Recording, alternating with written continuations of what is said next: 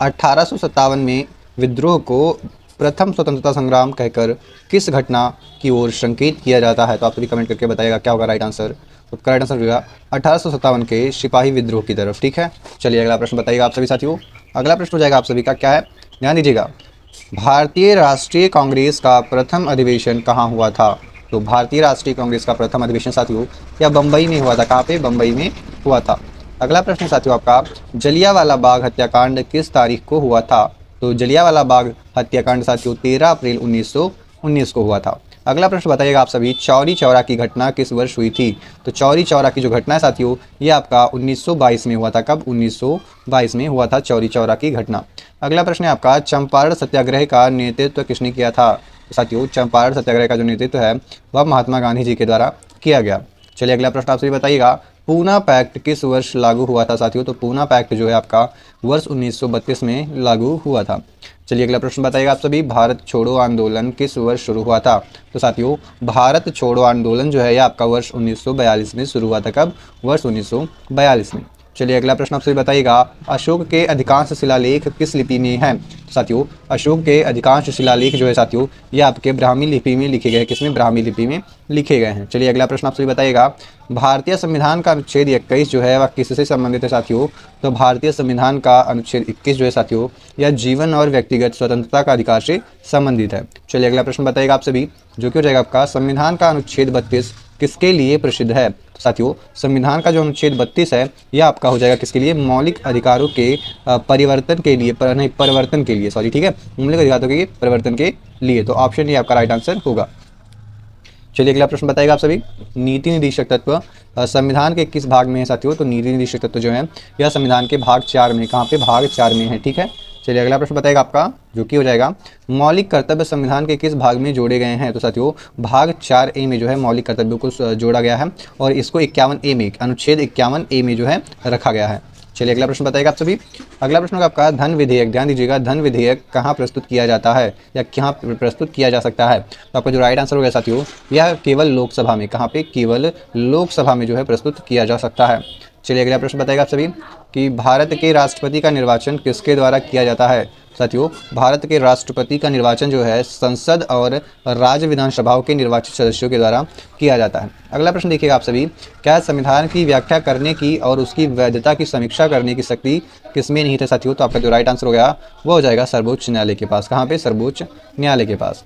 चलिए अगला प्रश्न आपसे बताइएगा, 73वां संविधान संशोधन किससे संबंधित है साथियों? तो 73वां संविधान संशोधन जो था यह पंचायती राज से संबंधित था। किससे? पंचायत राज से संबंधित था। चलिए अगला प्रश्न बताएगा सभी, कर्क रेखा भारत के कितने राज्यों से होकर गुजरती है साथियों? तो जो कर्क रेखा है, कर्क रेखा या भारत के 8 राज्यों से होकर गुजरती है। चलिए अगला प्रश्न बताएगा आप सभी, थार मरुस्थल मुख्यतः किस राज्य में स्थित है? तो यह मुख्यतः राजस्थान में स्थित है आपका। अगला प्रश्न बताएगा साथियों आप सभी, काली मिट्टी को किस नाम से भी जाना जाता है? तो काली मिट्टी को साथियों रेगुर मिट्टी के नाम से भी जाना जाता है या कपास की मिट्टी के नाम से भी जाना जाता है। इसमें ह्यूमस की मात्रा सबसे अधिक होती है। अगला प्रश्न होगा आपका, लेटराइट मिट्टी सामान्यतः किस प्रकार के क्षेत्रों में पाई जाती है साथियों? तो लेटराइट मिट्टी जो है यह सामान्यतः कहाँ पे? उच्च वर्षा वाले उष्णकटिबंधीय क्षेत्रों में पाई जाती है, जहाँ पे अत्यधिक वर्षा होती है। अगला प्रश्न बताएगा आप सभी, नर्मदा नदी की प्रवाह किस दशा में है, की दिशा क्या है? तो नर्मदा नदी की जो साथियों प्रवाह है यह आपका किस साइड से किस हो जाएगा? तो यह पूरब से पश्चिम की ओर हो जाएगा। कहाँ से? पूरब से पश्चिम की ओर। अगला प्रश्न बताएगा साथियों आप सभी, भारत का प्रायद्वीपीय पठार किस प्रकार की स्थलाकृति है साथियों? तो जो भारत का प्रायद्वीपीय पठार है साथियों यह एक प्रकार का कैसा है? प्राचीन कठोर स्थलखंड है। कैसा है? प्राचीन कठोर स्थलखंड है। अगला प्रश्न बताएगा, भारत का प्रमुख मैंग्रोव क्षेत्र कौन सा है साथियों? तो भारत का प्रमुख मैंग्रोव क्षेत्र जो है वह आपका हो जाएगा सुंदरवन। कौन सा? सुंदरवन हो जाएगा। चलिए अगला प्रश्न बताएगा आप सभी। अगला प्रश्न है, गंगा ब्रह्मपुत्र मैदान मुख्यतः किस प्रकार का मैदान है साथियों? तो गंगा ब्रह्मपुत्र मैदान जो है यह मुख्यतः जलोढ़ मैदान है। कैसा मैदान है? जलोढ़ मैदान है। अगला प्रश्न आपसे बताएगा, मानव शरीर में लाल रक्त कणिकाएं जिनको हम आरबीसी बोलते हैं इनका औसत जीवन काल कितना होता है साथियों? तो आरबीसी का जो औसत जीवन काल होता है यह 120 दिन होता है। कितने साथियों? 120 दिन होता है। चलिए अगला प्रश्न आपसे बताइएगा, क्या है कि इंसुलिन किस अंग से स्रावित होता है? तो साथियों जो इंसुलिन होता है आपका यह आपका अग्न्याशय से स्रावित होता है। कहाँ से? अग्न्याशय से। तो ऑप्शन बी आपका राइट आंसर होगा। अगला प्रश्न बताएगा आप सभी, विटामिन सी की कमी से कौन सा रोग होता है साथियों? तो विटामिन सी की कमी से आपको स्कर्वी रोग हो सकता है, इसलिए नींबू आंवला ये सब जरूर खाएं।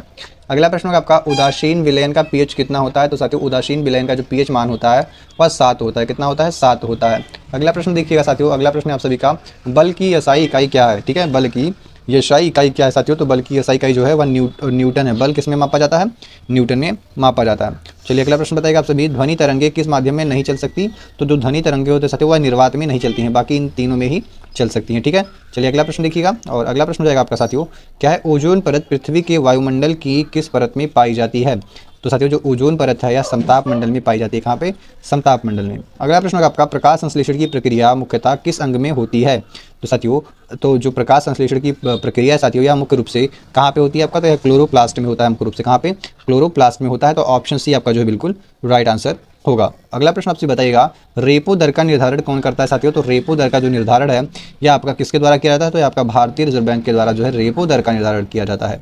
अगला प्रश्न बताएगा, भारत में वस्तु एवं सेवा कर जीएसटी कब लागू हुआ साथियों, तो भारत में वस्तु एवं सेवा कर जो है आपका यह 1 जुलाई 2017 में लागू हुआ था।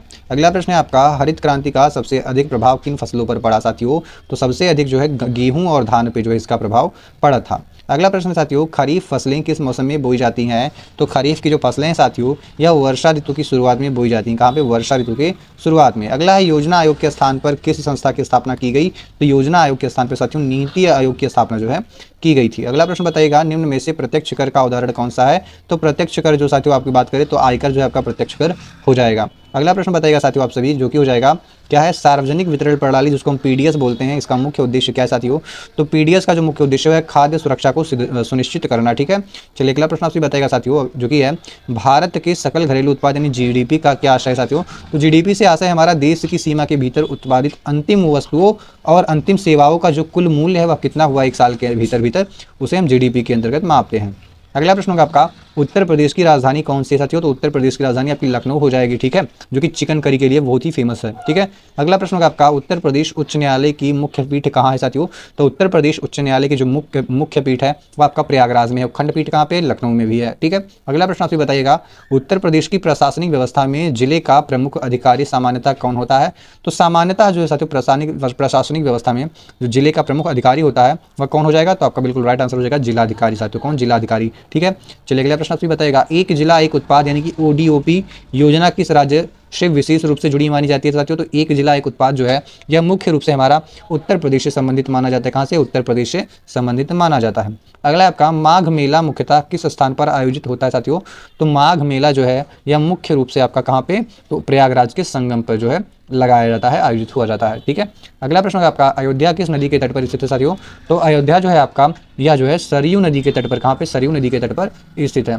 अगला प्रश्न है आपका, वाराणसी किस नदी के तट पर स्थित है साथियों, तो जो वाराणसी है आपका यह भी आपका गंगा नदी का, इसमें गंगा नदी पे स्थित है। अगला प्रश्न होगा साथियों आपका कि उत्तर प्रदेश में जिलाधिकारी सामान्यतः किस सेवा से होते हैं साथियों, तो यह सामान्यतः किस सेवा से होते हैं, तो करेक्ट आंसर हो जाएगा भारतीय प्रशासनिक सेवा से होते हैं। अगला प्रश्न बताइएगा आप सभी, 2026 के पद्म पुरस्कारों की घोषणा में कुल कितने पुरस्कारों को मंजूरी दी गई थी साथियों, तो आपका राइट आंसर हो जाएगा 131। कितना हो जाएगा, 131 हो जाएगा। ऑप्शन आपका सी बिल्कुल ही राइट आंसर हो जाएगा साथियों। चलिए अगला प्रश्न आपसे बताइएगा, अगला प्रश्न रहेगा साथियों आपका, केंद्रीय बजट 2026-27 किस तारीख को प्रस्तुत किया गया था साथियों, तो केंद्रीय बजट 2026-27 साथियों यह आपका 1 फरवरी 2026 को किया गया था, प्रस्तुत किया गया था। अगला प्रश्न आप सबके बताइएगा साथियों कि भारत ने दिसंबर 2025 में किस देश के साथ CEPA क्या है, कॉम्प्रिहेंसिव इकोनॉमिक पार्टनरशिप एग्रीमेंट पर हस्ताक्षर का स्वागत किया, तो आप लोग अपना राइट आंसर कमेंट करके बताइएगा साथियों क्या हो जाएगा, तो बिल्कुल राइट आंसर होगा आपका ओमान, बिल्कुल राइट आंसर हो जाएगा। कौन सा, Oman, option B is the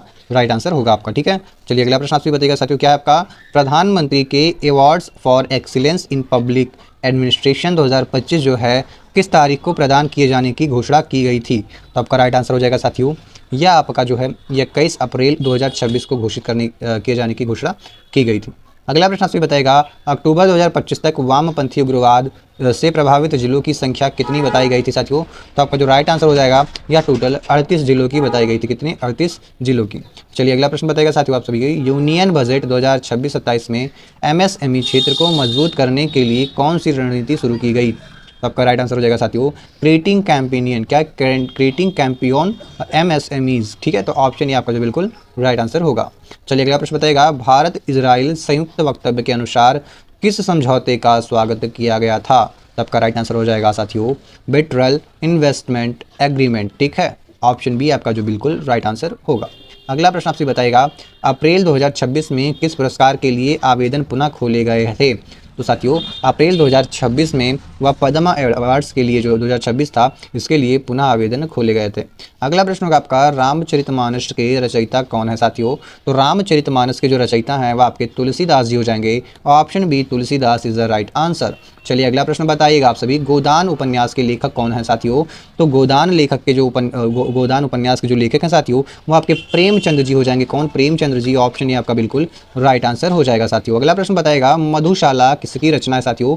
जो मधुशाला है साथियों यह हरिवंश राय बच्चन जी की जो है रचना, किसकी? हरिवंश राय बच्चन जी की। चलिए अगला प्रश्न बताएगा कथक की प्रसिद्ध लखनऊ घराना किस राज्य से जुड़ा है साथियों? तो यह उत्तर प्रदेश से जुड़ा हुआ है। ऑप्शन ये आपका बिल्कुल राइट आंसर होगा। अगला प्रश्न बताएगा कि क्या बनारस घराना किस वाद्य से संबंधित है साथियों? तो बनारस घराना जो है साथियों यह तबला से संबंधित है। किससे? तबला से संबंधित है। अगला आपका आगरा में स्थित विश्व प्रसिद्ध स्मारक जो है कौन सा है साथियों? तो आगरा में स्थित विश्व प्रसिद्ध स्मारक जो है आपका ताजमहल हो जाएगा। सॉरी, लाल किला नहीं, ताजमहल हो जाएगा। ऑप्शन बी आपका जो बिल्कुल राइट आंसर होगा। अगला प्रश्न बताएगा साथियों भारत में प्रोजेक्ट टाइगर कब शुरू हुआ था? तो प्रोजेक्ट टाइगर जो साथियों भारत में 1973 में लागू हुआ था या शुरू हुआ था। ठीक है। अगला प्रश्न होगा आपका वन्य जीव संरक्षण अधिनियम किस वर्ष पारित हुआ भारत में? तो ये आपका वर्ष 1972 में हुआ था। कब? 1972 में। अगला प्रश्न साथियों पेरिस समझौता किस वर्ष अपनाया गया था? तो पेरिस समझौता साथियों ये आपका वर्ष 2015 में जो है अपनाया गया था। अगला प्रश्न होगा आपका भारत का राष्ट्रीय जलीय जीव कौन सा है साथियों? तो भारत का राष्ट्रीय जलीय जीव आपका गंगा की डॉल्फिन हो जाएगा। ऑप्शन ए आपका बिल्कुल ही राइट आंसर होगा। चलिए अगला प्रश्न आपसे बताएगा साथियों, और अगला प्रश्न होगा आपका, ध्यान दीजिएगा, मौसम संबंधी परिवर्तन मुख्यतः वायुमंडल की किस परत में होते हैं? तो मौसम संबंधी जो साथियों परिवर्तन होते हैं ये आपके क्षोभ मंडल में होते हैं। कहाँ पे? क्षोभ मंडल में होते हैं। अगला प्रश्न है आपका उत्तर प्रदेश का प्रमुख राष्ट्रीय उद्यान कौन सा है? तो उत्तर प्रदेश का जो प्रमुख राष्ट्रीय उद्यान साथियों वह दुधवा राष्ट्रीय उद्यान है। कौन सा? दुधवा राष्ट्रीय उद्यान है जो कि लखीमपुर खीरी में स्थित है। अगला आपका हरित गृह प्रभाव किससे संबंधित है साथियों? तो हरित गृह प्रभाव यानी कि ग्रीन हाउस इफेक्ट जो साथियों यह पृथ्वी के तापमान में वृद्धि से संबंधित है। अगला प्रश्न बताएगा राष्ट्रीय सुरक्षा गार्ड एनएसजी का पूर्ण रूप क्या है साथियों? तो राष्ट्रीय सुरक्षा गार्ड का जो पूर्ण रूप होगा साथियों नेशनल सिक्योरिटी गार्ड होगा। क्या होगा? National security guard. ऑप्शन है आपका जो बिल्कुल राइट आंसर होगा। अगला प्रश्न बताएगा साथियों का राष्ट्रीय जांच एजेंसी एनआईए किस वर्ष गठित की गई थी साथियों?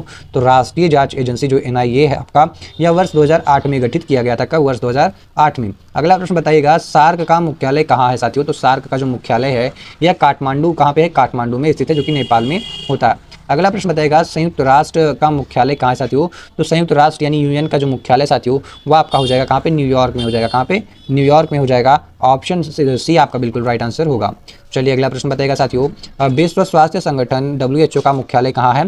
तो WHO का मुख्यालय साथियों यह जिनेवा में है। कहाँ पे? जिनेवा में पड़ता है। ठीक है। चलिए अगला प्रश्न बताइएगा आप सभी, भारत की भूमि सीमा किन देशों के साथ लगती है साथियों? या कितने देशों के साथ लगती है? सॉरी यहाँ पे कितने होना चाहिए था साथियों, कितने देशों के साथ लगती है? तो भारत की जो भूमि सीमा है साथियों यह 7 देशों के साथ में लगती है। अगला प्रश्न होगा आपका शिमला समझौता भारत और किस देश के बीच हुआ था? तो साथियों शिमला समझौता जो है यह भारत और पाकिस्तान के बीच हुआ था। किसके? भारत और पाकिस्तान के बीच। भारत का सर्वोच्च नागरिक सम्मान कौन सा है साथियों? तो भारत का सर्वोच्च नागरिक सम्मान जो है आपका भारत रत्न हो जाएगा। क्या हो जाएगा? भारत रत्न। ऑप्शन डी आपका जो बिल्कुल राइट आंसर होगा। अगला प्रश्न बताएगा पद्मश्री भारत का कौन सा सर्वोच्च नागरिक सम्मान है? तो साथियों पद्मश्री जो है साथियों वह भारत का चौथा, क्या है? चौथा आपका सर्वोच्च नागरिक सम्मान होगा पद्मश्री। अगला प्रश्न बताएगा शांति के लिए नोबेल पुरस्कार किस शहर में प्रदान किया जाता है साथियों? तो शांति के लिए जो नोबेल पुरस्कार है ये आपका ओस्लो में प्रदान किया जाता है। ऑप्शन बी ओस्लो आपका बिल्कुल राइट आंसर हो जाएगा। अगला होगा आपका यूनेस्को की स्थापना किस वर्ष हुई थी साथियों? तो यूनेस्को की स्थापना जो है आपका वर्ष 1945 में की गई थी। तो ऑप्शन बी आपका बिल्कुल राइट आंसर होगा। अगला प्रश्न होगा आपका अंतर्राष्ट्रीय मुद्रा कोष का मुख्यालय कहाँ है साथियों? तो अंतर्राष्ट्रीय मुद्रा कोष का जो मुख्यालय है वह वाशिंगटन डीसी में है। कहाँ पे? वाशिंगटन डीसी में है। अगला प्रश्न बताएगा विश्व बैंक यानी वर्ल्ड बैंक का मुख्यालय कहाँ है? तो विश्व बैंक वर्ल्ड बैंक का मुख्यालय साथियों यह भी आपका वाशिंगटन डीसी में है। अगला प्रश्न बताएगा भारतीय रिजर्व बैंक की स्थापना किस वर्ष हुई थी साथियों? तो भारतीय रिजर्व बैंक की जो स्थापना है यह वर्ष 1935 में की गई थी। अगला प्रश्न बताइएगा सेबी का मुख्यालय कहाँ है साथियों? तो सेबी का जो मुख्यालय है ये आपका हो जाएगा बम्बई में। कहाँ पे? मुंबई में या बम्बई में। ऑप्शन ए आपका बिल्कुल राइट आंसर होगा। चलिए अगला प्रश्न बताएगा URL का पूर्ण रूप क्या है साथियों? तो URL का जो पूर्ण रूप होता है वह होता है यूनिफॉर्म रिसोर्स लोकेटेड लोकेटर क्या होता है, यूनिफॉर्म रिसोर्स लोकेटर, ऑप्शन ये आपका बिल्कुल राइट आंसर होगा। अगला आपका HTTP का पूर्ण रूप क्या है साथियों, तो HTTP का जो पूर्ण रूप होगा वो होगा हाइपर टेक्स्ट ट्रांसफर प्रोटोकॉल, क्या होगा, hyper text transfer protocol, option ये आपका बिल्कुल राइट आंसर होगा। चलिए अगला प्रश्न बताएगा साथियों, क्या आपका BCC का पूर्ण रूप क्या है साथियों, तो BCC का पूर्ण रूप होगा ब्लाइंड कार्बन कॉपी, क्या होगा, blind carbon copy, option A आपका बिल्कुल राइट आंसर होगा। अगला प्रश्न आपसे बताएगा साथियों, SMS का अर्थ क्या है, तो आपका राइट आंसर हो जाएगा शॉर्ट मैसेज सर्विस, ठीक है। चलिए अगला प्रश्न बताएगा साथियों, कैप्चा का उपयोग मुख्यतः किसके लिए किया जाता है, साथियों कैप्चा का जो उपयोग है यह मुख्यतः मनुष्य और बॉट में अंतर करने के लिए किया जाता है। अगला है आपका भूकंप मापने वाले यंत्र को क्या कहते हैं साथियों, तो इस सिस्मोग्राफ बोलते हैं भूकंप मापने वाले यंत्र को। अगला प्रश्न बताएगा, बिजली चमकने की घटना मुख्यतः किसके कारण होती है साथियों, तो बिजली चमकने की जो घटना होती है यह आपका विद्युत आवेशों के विसर्जन के कारण होता है, किसके, विद्युत आवेशों के विसर्जन के कारण होता है। अगला प्रश्न बताएगा, ज्वालामुखी उद्गार से सामान्यतः क्या निकलता है, तो साथियों ज्वालामुखी उद्गार से सामान्यतः आपका क्या निकलता है, तो आपका बिल्कुल राइट आंसर होगा लावा, गैस और राख, तो ऑप्शन बी आपका बिल्कुल राइट आंसर होगा। अगला प्रश्न बताएगा साथियों, मिशन शक्ति किससे संबंधित है, तो साथियों मिशन शक्ति जो है ये आपका महिला सशक्तिकरण से संबंधित है। अगला प्रश्न बताएगा, स्टैंड अप इंडिया योजना किसके लिए अधिक प्रासंगिक है, तो साथियों स्टैंड अप इंडिया जो है साथियों यह आपका किसके लिए, अनुसूचित जाति और जनजाति और महिलाओं के उद्यमियों के लिए, ठीक है, महिलाओं के उद्यमियों के लिए। अगला प्रश्न होगा आपका, प्रधानमंत्री जनधन योजना का मुख्य उद्देश्य क्या है, तो प्रधानमंत्री जनधन योजना का जो मुख्य उद्देश्य साथियों वो आपका हो जाएगा वित्तीय समावेशन, क्या, वित्तीय समावेशन, ऑप्शन बी बिल्कुल राइट आंसर होगा। अगला प्रश्न बताएगा, उड़ान योजना किससे संबंधित है साथियों, तो उड़ान योजना जो है साथियों यह आपका किससे संबंधित होगा, तो बिल्कुल राइट आंसर हो जाएगा केवल हवाई संपर्क के लिए, क्योंकि केवल क्षेत्रीय हवाई संपर्क के लिए, ठीक है, तो ऑप्शन बी राइट आंसर होगा यहाँ पे। अगला प्रश्न बताएगा, एक जिला एक उत्पाद योजना का उद्देश्य क्या है साथियों, तो एक जिला एक उत्पाद का जो उद्देश्य है साथियों ये आपका राइट आंसर हो जाएगा प्रत्येक जिले की विशिष्ट उत्पादक क्षमता को बढ़ावा देने से संबंधित है। अगला प्रश्न आपसे बताएगा, स्किल इंडिया मिशन किससे संबंधित है साथियों, तो स्किल इंडिया मिशन जो है साथियों या एक कौशल के विकास से संबंधित है, ठीक है। अगला प्रश्न आपसे बताएगा, ध्यान दीजिएगा, कैशलेस लेन देन के लिए सामान्यतः कौन सी तकनीकी का उपयोग किया जाता है साथियों, तो डिजिटल भुगतान का उपयोग किया जाता है, जिसमें मुख्य रूप से UPI काम करता है। कौन सा, तो UPI आज के टाइम पे यह बहुत ही इंपॉर्टेंट हो गया है, ऐसा बोले तो इससे ही सबसे ज़्यादा ट्रांजेक्शन हो रहे हैं हमारे यहाँ इंडिया में, या कहें तो सभी ही हो रहे हैं, तो कोई बड़ी बात नहीं है। अगला है आपका, निम्न में से कौन सा विषय जो है सोशल मीडिया कम्युनिकेशन से अधिक संबंधित है, सबसे अधिक संबंधित है, तो सोशल मीडिया कम्युनिकेशन से सबसे अधिक संबंधित होगा साथियों आपका साइबर शिष्टाचार, क्या, साइबर शिष्टाचार, ऑप्शन है आपका बिल्कुल राइट आंसर होगा। तो साथियों हमारा जो 100 मोस्ट इंपॉर्टेंट क्वेश्चन होते हैं वह यहीं पे समाप्त होते हैं। और हाँ, ये ऐसे प्रश्न साथियों जो बार बार एग्जाम में रिपीट होते रहते हैं, तो आपसे भी बताइएगा कि आपने 100 में से कितने प्रश्नों को सही किया है, और अपना स्कोर जो है कमेंट करके बताएगा। मिलते हैं नेक्स्ट वीडियो में, तब तक के लिए जय हिंद दोस्तों।